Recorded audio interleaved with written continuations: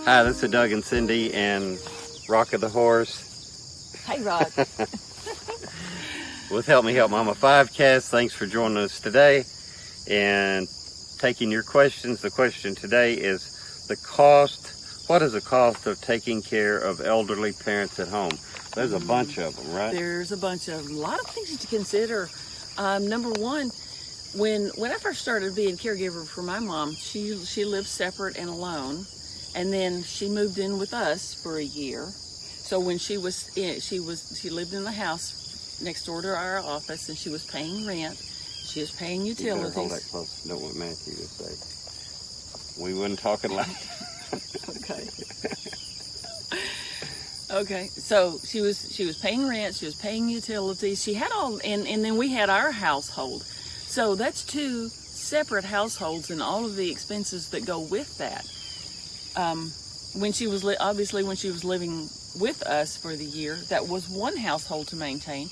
But when she was in the house with us, that was extra everything. We did extra laundry, it was extra food, it was extra electricity, because now Rocco's acting up. Sorry, we're distracted today. Oh, okay. But it can be different between, is your loved one, where are they at? When you say at home, are they in your home or are they in their home? Either way, it's going to be more expensive because you're factoring in the cost of care. Before it was just like the home expenses, you're staying at home, mom was staying at home by herself, and so it was her electricity, her food, insurance, and not just the whole lot because mom was staying at the home by herself. Now you've got like all of these medical costs and Medicare may pay some of it. She got private insurance that may pay some of it, but it's bottom line, it's just going to cost more. Yeah, it is. And then you look at okay, so we had our own business, so that the time that I spent with mom took away from my productivity at the office. So, if you have your own business, you may have to hire someone to take your place to get your work done. If you have a job, you go work for someone else.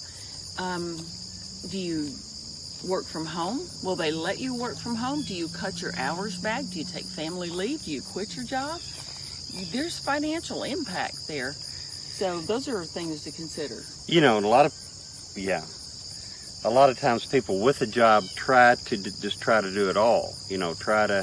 I can do it all, Superman syndrome. So they keep their job and they, stop by mom's on the way to work, stop by mom's on the way home. Call her several times during the day, when nobody's looking, they call her.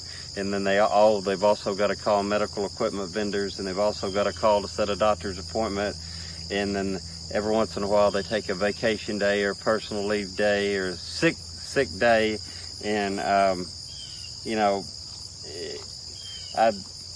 talked to a lady not long ago that said, I've taken all my vacation days, personal leave days, sick days, all of this I possibly can, and I'm afraid of being fired. I can't take off any more time. And so it's just, for her, if something happens to mom, in one more thing, she's either got to quit her job or they just got to hire someone. And if they don't, a lot of times non-medical care is out of pocket. Yes. And if they don't have the money to pay for that. Right. If you don't have long-term care insurance that covers it. And a lot of times if you do, there's a delay period where they don't pay for it. 90 days, 120 days, 6 months, depends on what your policy says. So I met a couple not long ago that she was in a nursing home. Hers was $6,000 a month.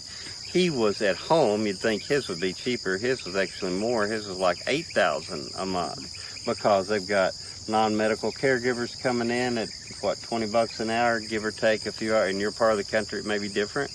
But yeah, it can be very expensive. So. Very expensive. A lot of things to consider. So, do you keep mom at home?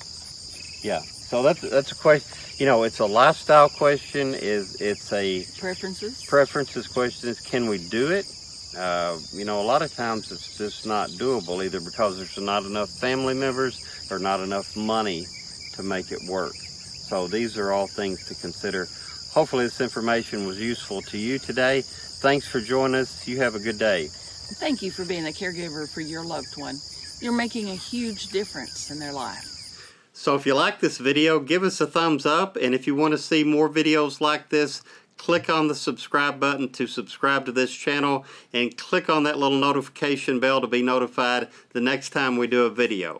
And if you want to interact with us, check out the description below and leave us a comment and let us know what legal or caregiver topics you'd like to hear about.